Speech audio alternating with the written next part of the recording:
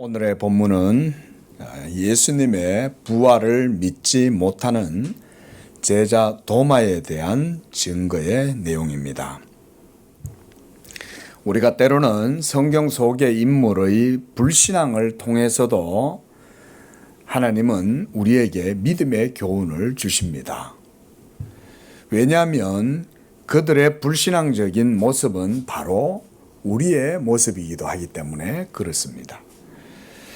본문에서 도마는 다른 제자들과 여인들이 부활하신 예수님을 만났다, 예수님을 보았다 라고 하는 이런 목격담을 듣고도 믿지 못하는 그런 이 도마를 우리에게 보여줍니다. 그리고 그는 자신이 직접 보고 체험하지 않고서는 그것을 믿을 수가 없다라고 말을 합니다. 사실 이런 도마의 모습 우리는 어떻게 보면 지극히 당연하다라고 생각할 수 있겠죠. 죽은 자가 살아났다라고 하는 말을 있는 그대로 받아들일 수 있는 사람이 얼마나 되겠습니까? 어떻게 보면 세상에서 그런 사람은 한 사람도 없다고 해도 과언이 아니라고 하겠습니다. 또 그리고 본문에서는 그렇게 의심을 하고 믿지 못하고 있는 이 도마에게 주님께서 나타나셔서 자신의 모습을 드러내 보여주심으로 연약한 도마의 믿음을 하나님께서 다시금 굳건하게 세워주신 것을 또한 볼 수가 있습니다. 예수님은 부활을 믿지 못하는 그 도마를 책망하시기보다는 도리어 자기 자신을 드러내 보여주시고, 그래서 자, 만져봐라. 영은 살이 없으나 나는 있느니라. 너 한번 만져봐. 라고 하면서 직접 예수님의 이 손에 난 자국과 그리고 허리에 있는 장자국과 이런 것들을 예수님이 보여주시는 것이죠. 성경이 도마의 이러한 불신앙을 기록해 둔 것은 그의 불신을 통해서 우리의 믿음을 굳건하게 세워주는 데 그 의도가 있다고 하겠습니다. 그리고 예수님은 믿지 못하는 도마를 내버려 두시지 않고 그에게 직접 찾아오셔서 그의 믿음을 다시 세워주신 것입니다. 주님이 직접 만나 주신 것입니다. 이것이 예수님의 부활의 역사성을 우리에게 보여줍니다. 만약 도마가 다른 여인들과 제자들의 그런 증언을 그가 곧이곧대로 다 믿었다면 우리가 그런 도마의 믿음을 굳이 나무랄 이유는 전혀 없죠. 오히려 칭찬해 줘야 되겠죠. 야, 도마가 믿음이 있구나. 그러나 오늘날 여전히 부활을 잘 믿지 못하는 우리들에게 만약 도마가 예수님을 잘 믿었다라고 이렇게 하면 우리에게 이 도마가 교훈이 될 수가 없었을 것입니다. 도마는 잘 믿었을지 모르지만 우리는 여전히 부활을 잘 믿지 못하고 있기 때문에 그런 것입니다. 예수님을 믿는다고 해도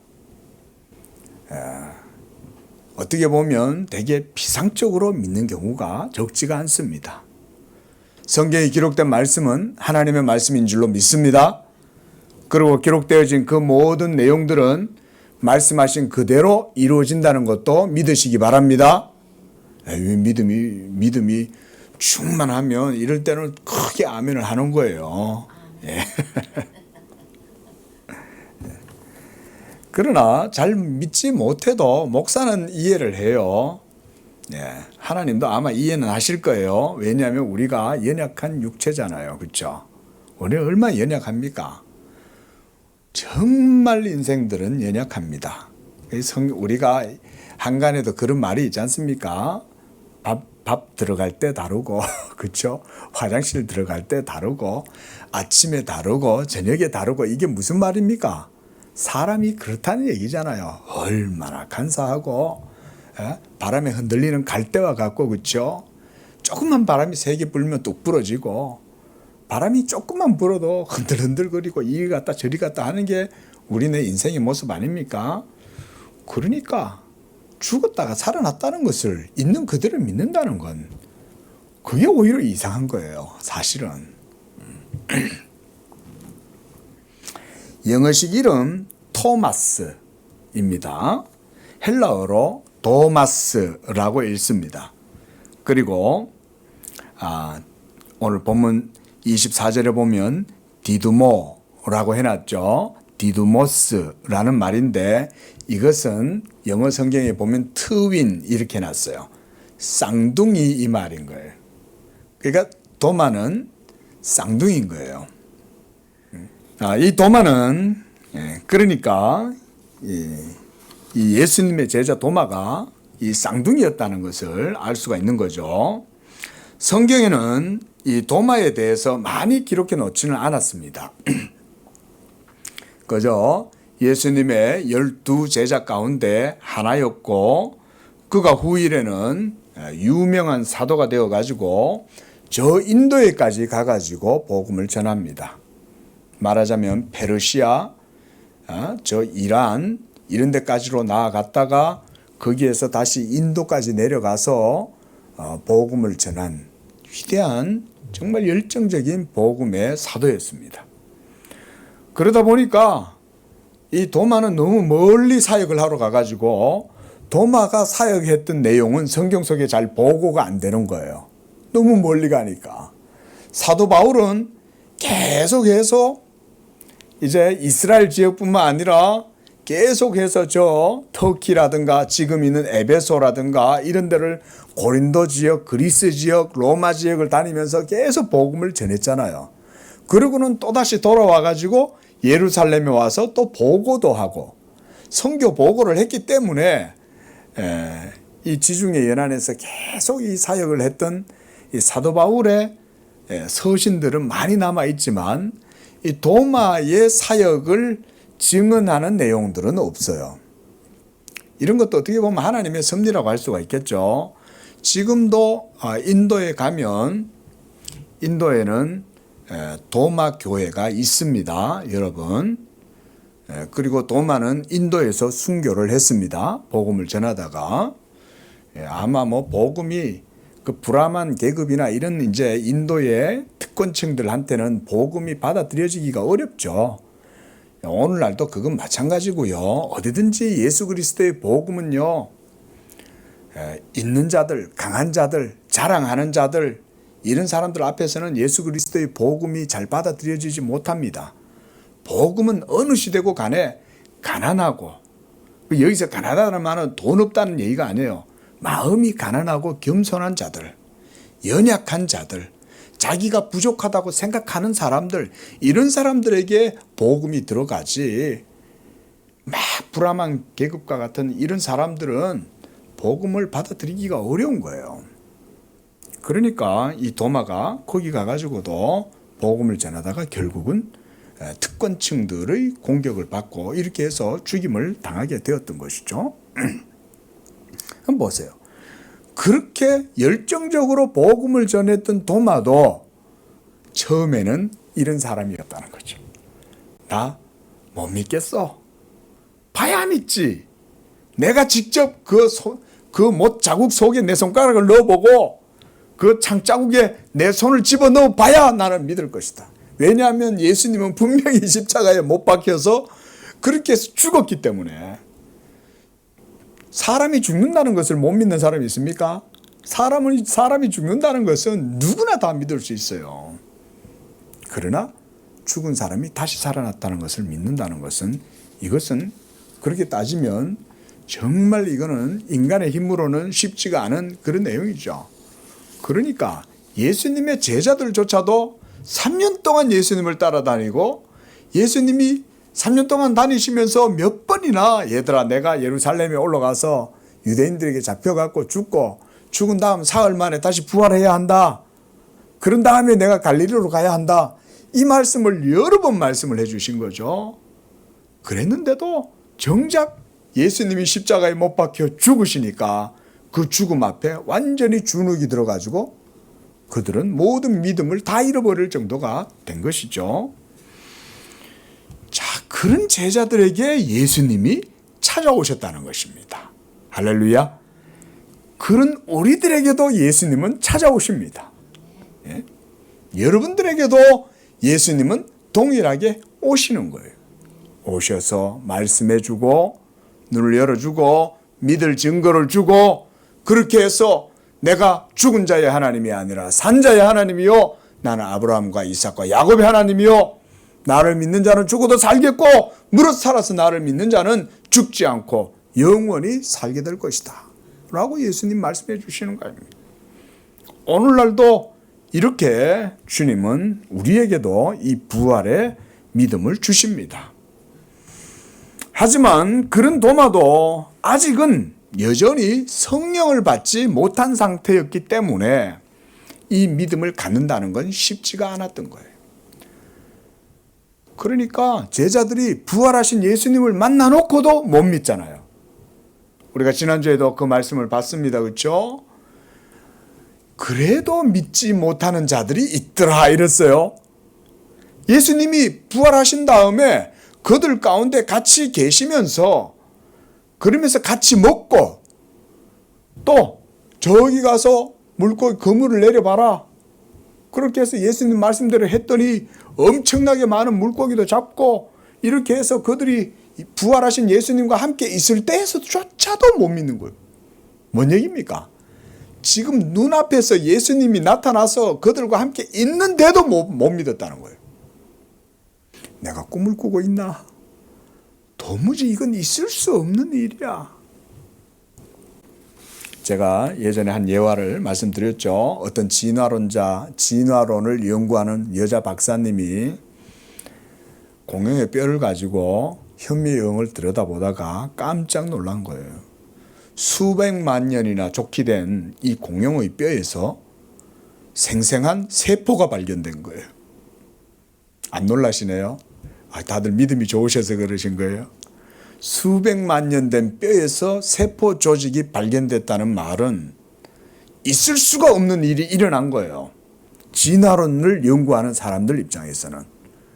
우리 사람의 해골도 그렇죠? 한 30년 이렇게 40년 뭐 이렇게 있으면 그 뭐 뼈다귀만 하얗게 백골만 남잖아요. 거기에 뭐 세포 조직이 어디 있어요. 근데 그렇게 오랜 세월 동안 화석이 될 정도로 오래된 그런 공룡의 뼈에서 세포 조직이 발견됐다. 이거는 믿을 수가 없는 일인 거예요. 그래가지고는 이 여성학자가 그거를 보고는 충격을 받아가지고 이제 자기 상급자한테 이걸 보고를 해야 되는데 보고를 못 하는 거예요. 왜냐하면 이걸 보고를 하면 상급자가 뭐라 하겠어요? 믿어줄까요? 안 믿어주죠. 야, 어디 가가지고 소뼈다귀 주워와가지고 소뼈다귀 들여다봤지 너? 이럴 거 아니에요. 예? 그러니까 안 믿어줄 거를 뻔히 아니까 보고를 못하고 계속 몇 번이고 다른 뼈를 잘라가지고 들여다봐도 죽은 세포긴 해도 이 세포 조각이 남아있는 거예요. 티슈가. 그 결국 고민하다가 자기 팀장한테 얘기를 했더니 팀장이 못 믿겠다. 그래서 팀장도 와가지고 같이 본 거예요. 이게 진짜 네 공룡뼈 맞아? 이 돼지뼈다귀 소뼈다귀 아니야? 에? 티슈가 생체 조직이 발견이 된 거예요. 그러니까 핀셋으로 찝어가지고 탁 당겼다 놓으니까 이게 탄력이 있어갖고 그 사진 영상을 찍어놨어요. 그 쭉 당겼다고 놓으니까 얘가 다시 탄력이 있으니까 늘어났다고 줄어드는 거예요. 창조론을 주장하는 분들은 공룡이 예수님의 시대 때도 살았다라고 주장을 하는 분들이 많고 우리나라에도 공룡에 대한 그림이 많이 있죠. 그렇죠? 화석도 있지만 공룡 발자국도 있지만은 공룡에 대한 그림도 있습니다. 여러분 공룡에 대한 그림이 있다는 말이 뭘 의미할까요? 그 수백 년 동안 그 그림이 있을 수 있을까요? 사람하고 같이 살았다는 거죠. 근데 이 진화론을 주장하는 사람들은 자기들의 고정관념, 거기에 위배되니까 이거를 못 믿는 거죠. 죽은 자가 다시 살아났다라고 하는 그것도 세상 모든 사람들에게 있어서는 공식이죠. 죽었다가 지금까지 한 번도 살아난 사람은 없어. 짐시 황제도 다시 살아나지 못하고 다 죽었어. 지금까지 이 세상에서 태어난 사람 중에 죽었다가 다시 살아난 자가 누가 있어? 다들 그렇게 고정관념 속에 박혀 있으니까 살아나신 예수님을 보고도 못 믿는 거죠. 그러니까 그런 면에서 우리가 봤을 때는 이해는 되는 거죠. 자, 우리 기독교 신앙은요, 보지 않고 믿는 것입니다. 본문에서 도마는요, 매우 이성적이고 논리적인 사람으로 보입니다. 그는 경험이 곧 사실이고, 그래서 실증적인 논리를 통해서 보이는 대로 판단하고 이렇게 하는 아주 이성적인 사람이에요. 이런 사람을 세상에서는 지혜로운 사람이라고 말하죠. 우리도 사실 대부분 그렇지 않습니까? 보지 못하는 것을 믿지 못한다는 것은 사실 그렇게 나쁜 건 아니라고 할 수가 있습니다. 그것을 뭐라고 우리가 나무랄 수가 없는 것이 바로 우리 인생들의 모습이기 때문에 그렇죠. 그러나 눈에 보이는 것을 믿는 것은 너무나 당연한 일이지만 기독교 신앙은 그거보다 더 깊고 더 높은 차원에 속한 하늘의 진리로 말미암는 것이기 때문에 우리는 보이지 않는 것을 믿는 것이 바로 우리의 신앙인 것입니다.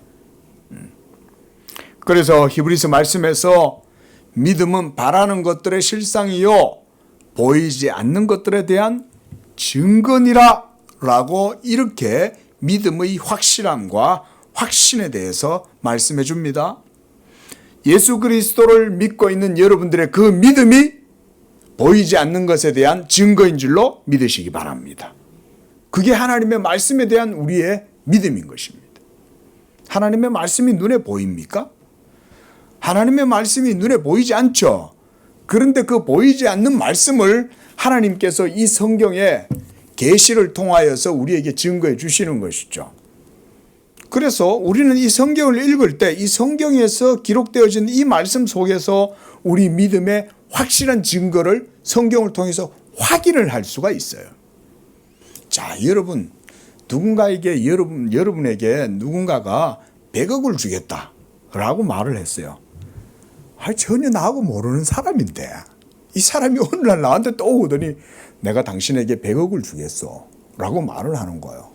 자, 믿을 수 있습니까? 없습니까? 믿기 어렵죠. 대신 믿고는 싶겠지. 그렇죠? 아이고, 야, 그 100억 주면 얼마나 좋겠어요. 그러니까 믿고는 싶은데 믿지는 못하는 거죠. 그때 이 사람이 딱 공신력이 있는 수표에다가 딱 100억을 딱 기입한 다음에 자기 이름으로 사인을 딱 한 다음에 이것을 은행에서 딱 도장을 찍어가지고 여러분들에게 딱 주는 거예요. 이거 내가 말했던 그 100억이요. 이제 믿겠어. 라고 하면서 그렇게 해서 딱 문서에다가 딱 법적으로 딱 찍어가지고 주면 그때는 어떻게 했어요? 그때는 믿기는 하는데 이번에는 믿지 못하지. 그렇죠? 이게 이제 상황이 뒤바뀌는 거죠. 너무나 기쁜 나머지 이번에는 너무 기뻐서 믿지를 못하는 거죠. 우리는 그런 연약한 사람들이에요. 있어도 못 믿고 없어도 못 믿어요. 예? 없으면 없다고 못 믿고 있으면 있다고 못 믿는 게 우리들이죠. 사망이 바로 그런 거예요. 죽음에서 이기고 죽음을 꺾고 부활하셨다라고 얘기하면 그거 좋네 라고 하긴 하는데 그 부활이 나에게 해당될까? 라는 의심이 드는 거죠. 죽음이라는 걸 이기면 얼마나 좋겠어. 불로 장생하는 약을 찾으려고 진시황도 그렇게 헤맸는데 뭐 안 죽는다면 좋겠지 라고 생각은 해도 그 부활이 여러분 자신들의 것이라고 말하면 거기에 대해서는 별로 믿음이 안 든다 이 말인 거죠. 이런 게 우리의 믿음이에요. 로마서 8장 24절에 보면 우리가 소망으로 구원을 얻었음에 보이는 소망이 아니니 보는 것을 누가 바라리요. 소망이라는 것은 눈앞에 있는 걸 소망하는 게 아니잖아요. 보이지 아니하는 것을 소망하는 게 바로 우리의 믿음이다 그 말이죠. 우리 성경 한번 찾아보겠습니다. 고린도후서 4장 18절 우리가 주목하는 것은 보이는 것이 아니요 보이지 않는 것이니 보이는 것은 잠깐이요 보이지 않는 것은 영원함이니라. 실제로 도마는 내가 보지 않고서는 믿지 못하겠다. 이거는 누구나 다 할 수 있는 말이죠. 보지 않는 걸 믿지 못하는 건 당연한 거죠. 그러니까 나한테 보여줘 봐라. 이게 세상 사는 일반적인 논리잖아요. 그러나 우리가 만약 그런 보이는 것을 믿겠다라고 한다면 이게 기독교 신앙이 참되겠냐? 우리가 한번 생각해 볼 수 있는 거죠.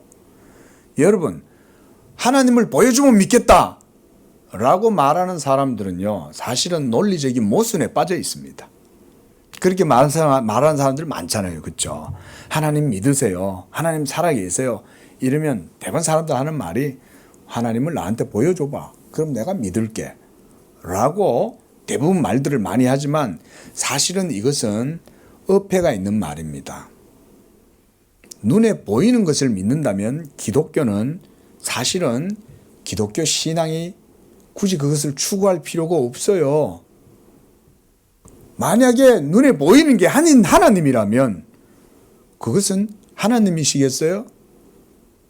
눈에 보이는 것이 신이라고 하면 그것은 더 이상 신이 아니에요. 그렇죠? 이건 철학자들도 인정하는 거예요. 정말 신적인 존재가 있다면 그 존재는 모든 이 보이는 우주 삼라만상의 그 어떤 것들조차도 그 신의 존재는 그것을 초월해야 한다고 철학자들도 이해해요. 그 눈에 보이는 것을 믿겠다라고 얘기하는 것은 그 사람은 신이 아닌 걸 믿겠다라고 하는 말과 같은 거죠. 당연히 이 모든 세계를 창조하신 하나님은 세계를 창조하셨으니까 안 보이는 거지. 쉬운 말로 컴퓨터를 만드는 사람이 컴퓨터를 만들었어요. 그럼 여러분 그 컴퓨터를 만든 사람은 어디 있을까요? 예? 컴퓨터 속에 그 만든 사람이 있을까요? 없죠. 그렇죠. 이거 유치원 애들한테 물어도 다 아는 거예요. 그렇죠. 컴퓨터를 만든 사람은 컴퓨터 속에 없어요. 그 사람은 어디 있어요? 컴퓨터의 논리 위에 있죠. 그 사람은 컴퓨터를 만들 수 있는 능력을 가지고 있고 컴퓨터 위에 있고 컴퓨터 밖에 있는 거예요. 그리고 컴퓨터를 다 알아요. 그렇죠. 컴퓨터를 다 아는 거예요. 컴퓨터에서 CPU가 어떤 CPU를 쓸 거냐. 또 CPU 속에도 속성이 있잖아요. 예? 듀얼 CPU를 쓸 거냐. 코어가 몇 코어냐. 6코어냐. 뭐 12코어냐. 이런 거를 컴퓨터를 만든 사람들은 다 아는 거예요. 그리고 거기에서 메모리는 또 어떻게 쓰이고 메모리 용량이 어느 정도가 돼야 전문가들이 쓰기에 좋은 컴퓨터다 라는 것까지도 그 사람은 다 알죠. 천지 만물을 창조하신 하나님은 이 모든 세계를 다 아시는 거예요. 작은 개미 한 마리조차도 하나님은 다 알아요. 하나님이 창조한 세계가 얼마나 놀랍습니까? 그렇죠? 여러분 개미의 세계를 한번 깊이 한번 들여다보시면 좋습니다. 한번 나중에 기회가 되시면 다큐멘터리를 한번 보세요. 우리나라에서 만든 다큐멘터리인데 개미의 그 미물들이잖아요. 그 미물들의 그 세계를 아주 이제 깊이 있게 집중적으로 이렇게 탐사적으로 한 그런 다큐멘터리가 있는데요. 제가 그걸 한번 봤습니다. KBS에서 제작을 했나 그런데요. 제가 보고 거의 충격 정도로 받아들였어요. 와, 개미들이요. 정말 그 깊이 들여다보니까 확대해서 들여다보니까 사람이 사는 삶하고 비슷해요. 그들 속에도 사회가 있고 약속이 있고 신호가 있고 의사소통이 있고 목적이 있고 이래요. 자기들도. 그리고 또 적이 쳐들어오면 그 적을 물리치기 위해 가지고 어떻게 하고 다 그래요. 정말 놀랐어요. 우린 개미는 생각도 안 하잖아요. 그죠? 우리는 개미가 지금도 있다는 걸 생각 안 하고 살잖아요.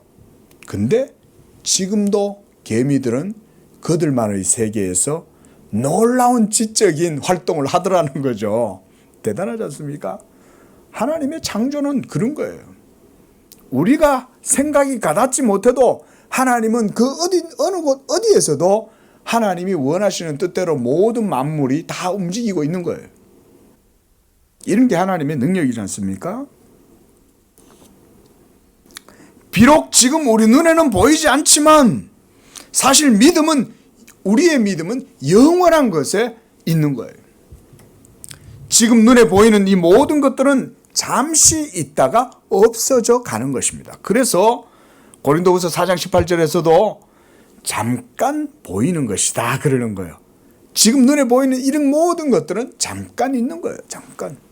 그러나 보이지 않는 것은 영원합니다. 그래서 요한일서 2장 17절에도 하나님을 믿는 사람들은 영원히 하나님 안에 거한다 이렇게 말했습니다. 그래서 이 세상도 정욕도 지나가되 오직 하나님의 뜻을 행하는 자는 영원히 거하느니라. 여기서 하나님의 뜻을 행하는 자들은 어떤 자들이냐면 예수님을 믿는 자들 그 말입니다. 예수님을 믿는 게 하나님의 일이잖아요. 예? 그렇기 때문에 여기에서 하나님의 뜻을 행한다는 말은 믿음으로 살아가는 자라고 보시면 정확합니다. 그래서 그런 자들은 영원히 하나님 안에 거한다. 우리는 모두 다 하나님 안에 영원히 있는 줄로 믿습니다. 그래서 죽어도 살겠고 살아서 예수 그리스도를 믿고 그런 자들은 죽지 않고 영생하리라. 믿으시기 바랍니다.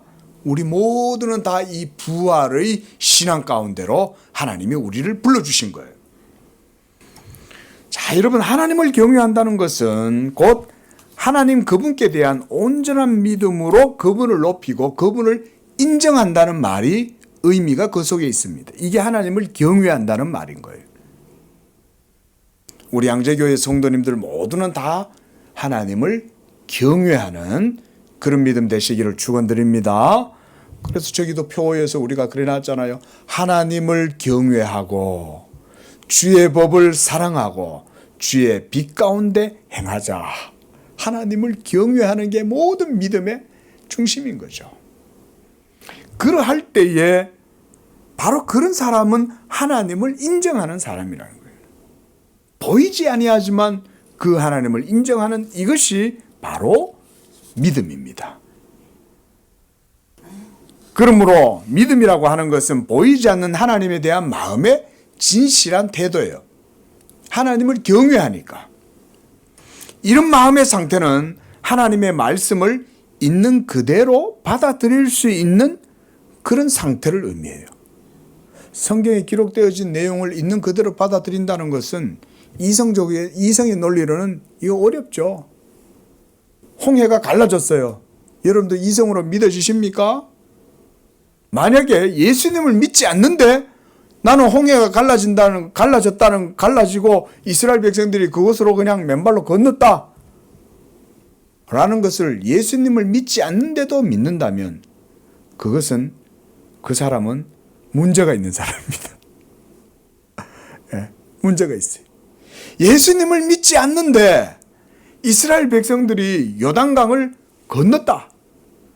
요단강을 건널 때 요단강물이 멈춰서서 벽처럼 쌓였다 라는 것을 믿는다. 그럼 그 사람은 정신이 이상한 사람인 거예요. 예. 하지만 예수님을 믿는데 홍해가 갈라졌고 그리고 모세의 기적을 믿는다. 그러면 그 사람은 정상적인 사람인 거예요. 왜냐하면 예수님을 믿으면 하나님의 기록된 모든 말씀들을 믿음으로 받아들일 수 있기 때문에. 그런데 예수님을 안 믿는데 홍해의 기적을 믿는다. 그러면 뭔가 문제가 있는 거예요.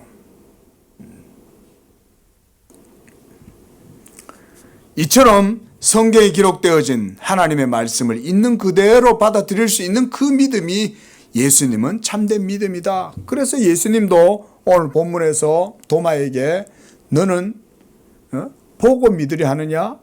보지 않고 믿는 것이 복되도다 라고 말씀하신 거예요. 보지 않고 믿는 것이 복되다. 이 말씀을 조금 이따 말씀을 드리겠습니다.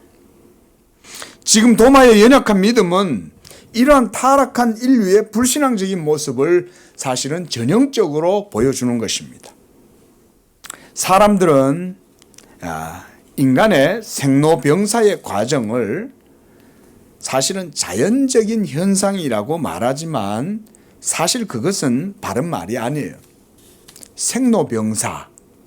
TV에도 보면 그런 이제 그 방송이 있잖아요. 그죠? 생로병사의 비밀입니까? 여러분, 생로병사 말하자면 나고 그리고 죽고 늙고 병들어 죽는다 이 말이잖아요. 예? 이게 이 세상에서 살아가는 모든 사람에게 적용되는 그 말인데 사실은 이거의 자연적인 현상이라는 것은 틀린 말입니다. 만약에 보세요. 생로병사라고 하는 것이 자연스러운 정말 그게 자연적인 것이라면 사람이 죽을 때 죽음을 두려워하지 않아야 됩니다. 그렇죠? 자연이잖아요. 이해되세요? 아니 자연인데 왜 두려워요? 나고 살다가 늙어서 병들어 죽고 그래서 인간이 생성되고 소멸되고 그게 자연이라면 왜 두려워해요? 자연인데? 그냥 그러다가 있다가 사라지는 건가 보지 그러는 거죠. 왜 두려워하냐 이거예요. 자연이라면 두려워할 필요가 없어요. 자연인데. 심지어 보세요 여러분. 자연 만물도 죽는 것을 두려워합니다. 개미도요. 여기 있는 날파리도요. 제가 손 이렇게 대면 겁내고 도망가요. 날파리 한 마리도. 이 기어다니는 벌레도요. 어떨 때 막 이렇게 벌레가 나오잖아요. 그럼 제가 그걸 잡으려고 이렇게 툭 가면요. 벌써 생존 본능을 깨달아요. 그 기어다니는 작은 벌레 한 마리도 막 살려고 도망을 가는 거예요. 예? 여러분 이런 생존 본능이 이게 자연입니까? 그게 아닌 거예요. 생존 본능이라는 거는 살고 싶은 게 본능이죠. 그게 자연이잖아요. 하나님이 그렇게 만들어 놓으신 거 아니에요. 그러니까 죽는 건 자연이 아닌 거예요. 갓 태어난 작은 짐승도 죽는 걸 두려워합니다. 왜냐하면 죽는 것은 자연적 현상이 아니기 때문에 그런 것이죠. 그래서 히브리서 9장 27절에 보면 한 번 죽는 것은 사람에게 정하신 것이고 그 후에는 심판이 있으리라고 말씀했어요. 이 말씀은 사람의 죽음은 곧 죄로 말미암는 형벌이라는 것입니다. 그래서 죽은 후에 심판이 기다리고 있다고 말씀을 하는 거예요. 하나님의 의로운 심판은 죄 가운데 있는 우리의 인생들을 심판하시는데 그 형벌이 바로 죽음인 거예요. 죽음.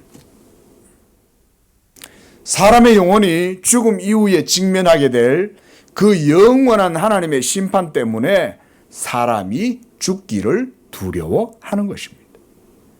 이 사망의 권세와 능력이 얼마나 큰 것인지 죽은 자가 죽지 않고 다시 살아났다고 하는 것은 그래서 인생들이 그대로 받아들이기가 쉽지가 않은 거예요. 왜냐하면 이게 너무 크니까. 지금 길을 가고 있는 이 밖에 나가면 사람들 얼마나 많이 다닙니까? 우리가 아무나 붙잡고 한번 물어보십시오. 이보시오 젊은이, 당신은 언젠가 죽게 된다오. 그대는 이 사실을 알고 계시오. 여러분 이 질문에 아니라고 말할 수 있는 사람은 한 사람도 없습니다. 그렇죠? 어린아이한테 물어도 이거는 부인을 못해요. 조금만 자라서 이제는 주변에 있는 사람들을 인식할 정도만 되면 늙은 분들도 있고 젊은 사람들도 있구나. 언젠가는 사람들은 다 저렇게 되나 보다 이런 생각들을 하는 거죠. 그럼에도 불구하고 그런 사람들도 그저 매일에 주어진 상황과 환경 가운데 그저 살아갈 뿐이죠. 이게 사실은 삶입니다. 제가 너무 회의적이고 염세적으로 표현을 했습니까? 사실은 이게 팩트죠. 물론 그런 주어진 삶 속에 길면 100년 이렇게 살지만 나름대로 주어진 삶에 최선을 다하고 노력하고 애쓰고 또 뭔가 성취하고 이루는 이런 것 자체가 나쁜 건 아니에요. 그러나 그럼에도 불구하고 결국 인생은 어떻게 됩니까? 죽잖아요. 우리가 이걸 얼마나 기억을 하면서 삶을 사냐 이거죠. 지금 내일 모레면 죽을 파인데도 죽을 건 생각 안 하잖아요. 그렇죠? 그러고 그냥 사는 거예요. 그래서 사람들은 죽음에 익숙해져 있고 길들여져 있어요. 이 세상 사람들 모두가 다 죽음에 익숙해져 있는 거예요. 그래서 죽으면 모든 것이 그냥 그걸로 끝난다고 생각해요. 죽으면 그걸로 끝이다 라고 생각합니다. 제가 어제 이 말씀을 묵상하는 가운데 제가 그 생각이 들었어요. 근데 사람들이 왜 죽어보지도 안 하고 죽은 후에는 그냥 아무것도 없이 그냥 끝난다고 그렇게 얘기를 하는 걸까?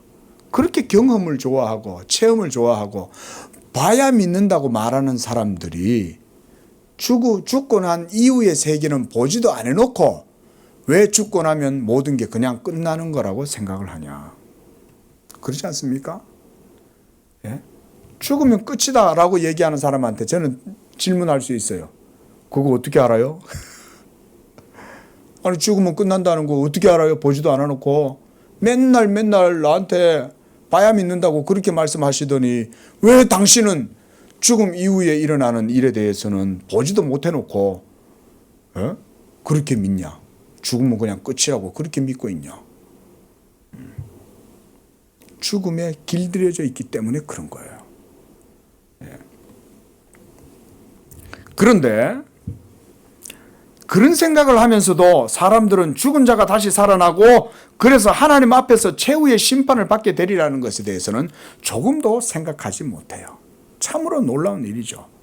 죽음을 두려워하면서도 죽음 후에 영원한 하나님의 심판이 있고 그리고 두 번째 사망이 있다는 사실을 전혀 생각하지 못하는 것입니다. 그래서 성경은 복음 전함을 듣고도 예수를 믿지 않는 자들은 뭐라고 말씀하냐면 요한복음 3장 18절에 벌써 심판을 받았다 라고 말씀하시는 거예요. 우리 한번 그 사람 찾아보세요. 요한복음 3장 18절 말씀. 자, 함께 읽어보겠습니다. 시작. 그를 믿는 자는 심판을 받지 아니하는 것이요 믿지 아니하는 자는 하나님의 독생자의 이름을 믿지 아니하므로 어떻게 해요? 벌써 뭘 받았어요? 심판을 받았다 라고 말씀하시는 거예요. 여러분 여기 이 표현이 조금 어렵죠? 벌써 심판을 받았다. 이게 무슨 말이냐? 아마 여기에 대해서 질문이 많이 생겨날 거예요. 자, 이 말씀이 이 얘기입니다. 이 말씀은 믿지 않는 그들이 벌써 아담 안에서 사망의 형벌을 받았다는 거예요. 그렇죠? 지금 이 세상에 성령으로 거듭나지 못한 믿지 않는 자들은 이미 아담 안에서 죽은 상태예요. 이거 믿습니까? 예. 이 벌써 영적으로 사망의 상태에 있습니다. 그 사망의 상태가 그들 가운데 드리워져 있기 때문에 그런 죽은 자들이 복음을 듣는 거예요. 자, 이 목사가 여러분들에게 복음을 전해요. 그런데 귀 있는 자는 들을지어다 그랬어요. 예수님이 그 말은 여러분 중에 귀 없는 분들 누가 있어요? 다 귀를 가지고 있잖아요. 그런데 왜 예수님은 귀 있는 자들은 성령이 교회들에게 하시는 말씀을 들으라. 왜 그러겠어요? 그때 그 귀는 누구의 귀를 얘기하는 거예요? 관 속에 누워가지고 죽어있는 사람의 귀를 말하는 것일까요? 아니면은 그 영혼이 살아서 하나님의 말씀을 듣고 있는 그 귀를 말하는 걸까요? 누구의 귀를 얘기하는 거예요? 후자의 귀를 얘기하는 거죠. 하나님의 음성을 들을 수 있는 영적으로 살아있는 존재, 그들의 귀를 예수님이 말씀하시는 거예요. 그러니까 오늘 방금 우리가 읽었던 요한복음 3장 18절에서 하시는 이 말씀은 뭐냐? 사망의 상태 가운데 있는 그들은 예수의 복음을 듣고도 믿지 않는 거예요. 그러니까 그들이 믿지 않는 것은 왜 믿지 않았냐? 하나님의 영원한 선택과 구원으로의 예정이 그들 가운데 없고, 그래서 그들이 하나님께로부터 내버려둠을 당했기 때문에 하나님이 그냥 죽은 상태로 내버려 두신 거예요. 그래서 그들은 복음을 듣고도 죽었기 때문에 못 믿는 거예요. 영혼이 죽어 있기 때문에. 벌써 심판을 당했다는 말은 복음을 듣긴 듣는데 그 복음이 그 듣는 사람의 영혼에 생명의 효력을 불러일으키지를 못하는 거예요. 진리가 있어도 그 진리의 효력이 그에게 아무런 영향을 미치지 못하니까 그는 그저 죽은 상태 그대로 있는 거죠. 그 말은 복음을 듣고도 믿지 않는 그것은 하나님이 벌써 심판하셨기 때문에 그렇다는 거예요. 그래서 벌써 심판을 받았다라고 주님이 말씀하시는 거예요. 자, 그래서요, 우리가 이렇게 보면 구원이라는 것은 하나님이 아담 안에서 죽은 세상 사람들 중에 여러분들을 살려내시는 것이 바로 구원이에요. 믿으시기 바랍니다.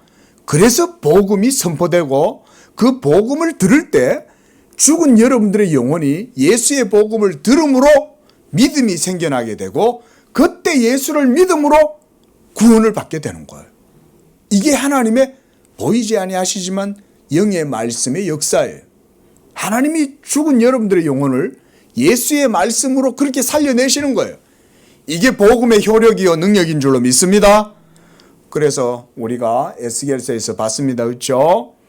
에스겔이 이렇게 뼈다귀가 가득한 그 골짜기에 마른 뼈들을 향하여 하나님이 대언하라. 우리가 지난주에 봤죠? 대언의 영이다. 예수의 말씀은 대언의 영을 복음을 선포할 때에 그 복음 선포를 통해서 하나님의 영이 죽은 영혼들 속에 역사하셔가지고 죽은 사람들을 그의 영의 역사로 살려내신다. 그게 바로 에스겔의 환상의 골자예요. 그게 핵심이에요. 오늘날 우리 양재교회는 이 복음을 선포함으로 사망 가운데 있는 자들에게 생명을 선포하는 줄로 믿습니다.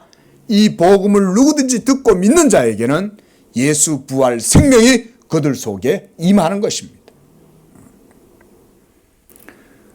그래서 아담 안에서 죽은 세상 사람들 가운데 하나님이 여러분들을 살려내시는 것이요, 죽어가고 있는 사람들을 고치시는 게 아니에요. 죽어 있는 자들을 살리시는 게 하나님의 복음의 역사예요. 여기 계신 우리 모든, 여기 서 있는 목사로부터 우리 모두도 다 이미 그리스도를 믿기 전에는, 우리도 전에는 다 죄 가운데 나서 다 사망 가운데 있었던 거예요. 하나님이 하나님의 말씀으로 여러분들의 영혼을 살려내신 줄로 믿습니다. 이게 바로 복음의 능력인 거예요. 바로 여러분, 이렇게 예수 그리스도의 부활이 구원의 결정체예요. 우리의 산소망이 되신 예수께서 우리의 죽음을 다 이끌고 죽으셨기 때문에 이제 그의 부활하심을 통해서 우리의 모든 죽음도 그리스도와 함께 다시금 살리심을 받는 거예요. 이것이 부활의 복음입니다. 이처럼 그리스도의 부활은 하나님의 생명의 능력의 역사를 모두 드러낸 우주적인 사건이에요. 그게 바로 2000년 전에 바로 그 이스라엘 땅에서 예수의 부활을 통해서 이루어진 것입니다. 지금 예수 그리스도께서 십자가에서 죽으신 후에 사흘 만에 다시 살아나심으로 이 구원의 문을 이제 활짝 열어두신 것입니다. 예수의 부활 생명은 이제 우리가 모두 두려워하는 사망조차 집어 삼켜 먹어버렸다.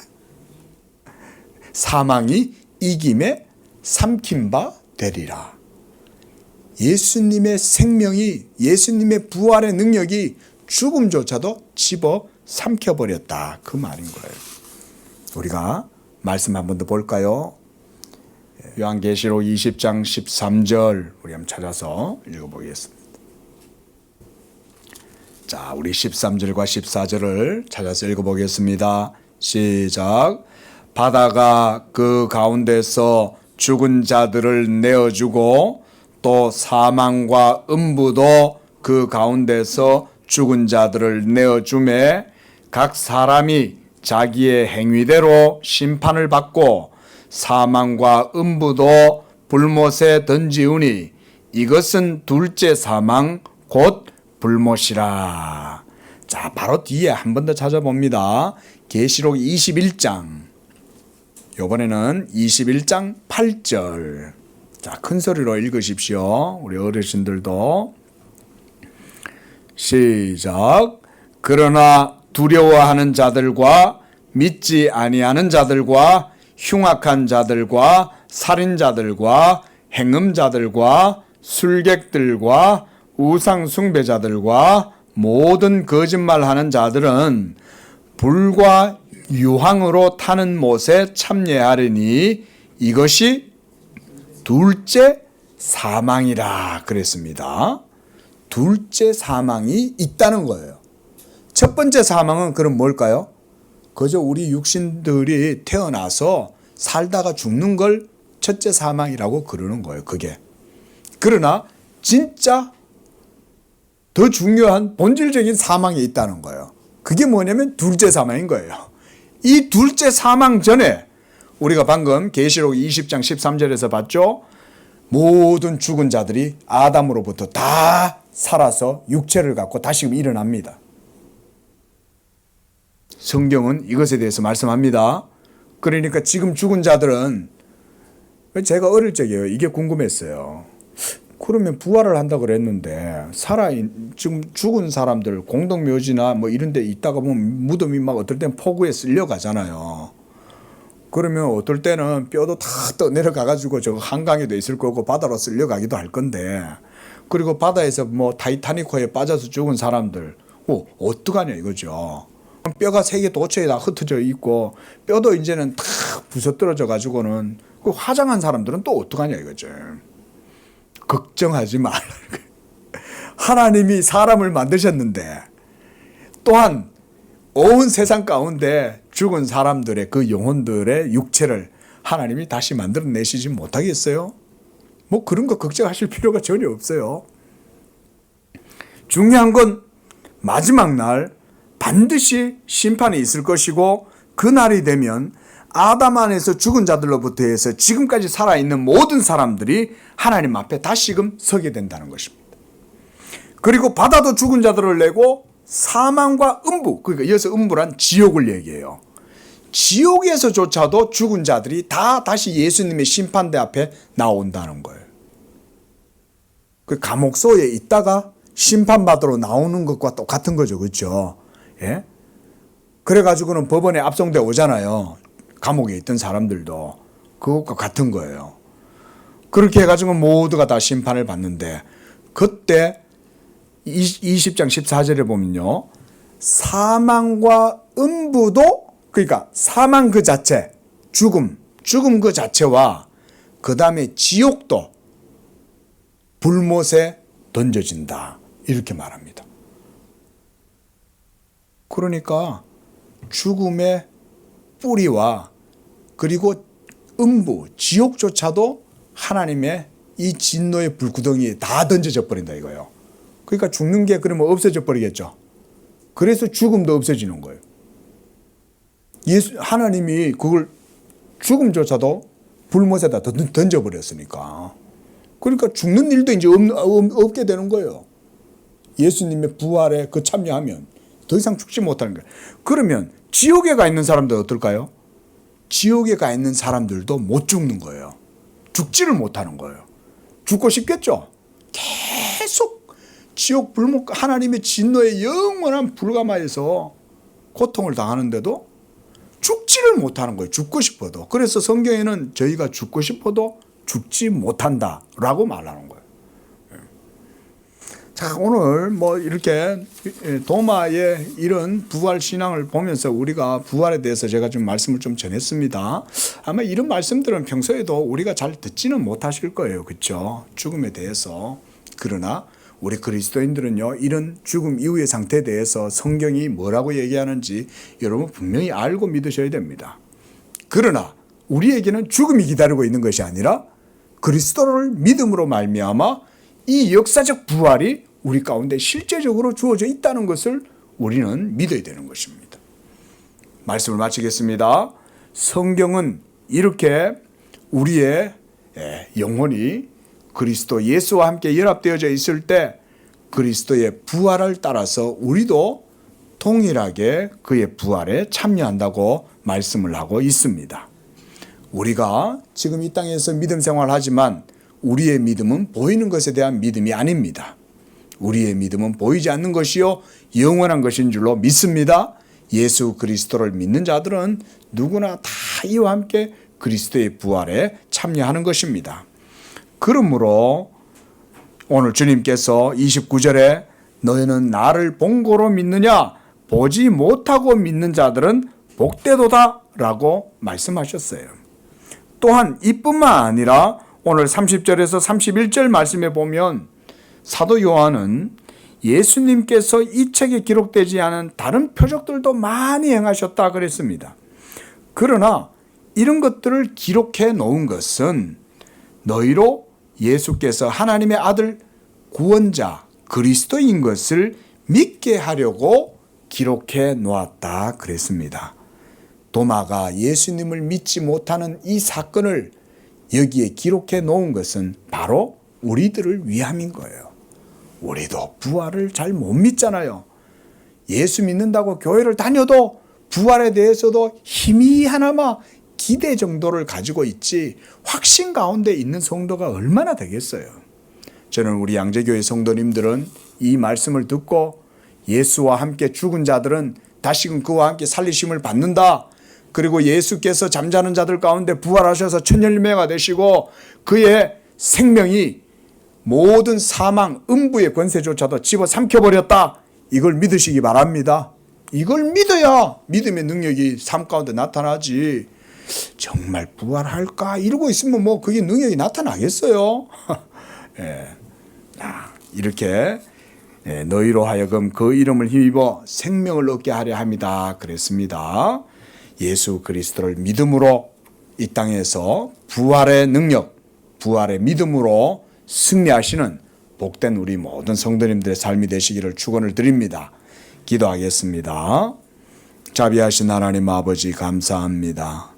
죄와 사망 가운데에서 그저 영원히 멸망받을 수밖에 없던 우리들, 그래서 사망 가운데 그저 사망의 잠을 자고 어둠 가운데 그저 멸절할 수밖에 없었던 우리들이지만 그리스도 예수 안에서 하나님이 지극히 풍성하심으로 예수 그리스도의 부활 생명을 허락하여 주시고 예수 그리스도를 믿음으로 말미암아 이러한 하나님의 큰 구원의 은혜를 우리에게 허락해 주시니 감사합니다.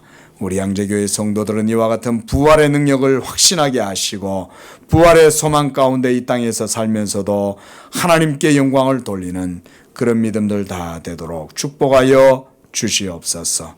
거룩하신 예수님의 이름으로 기도합니다. 아멘.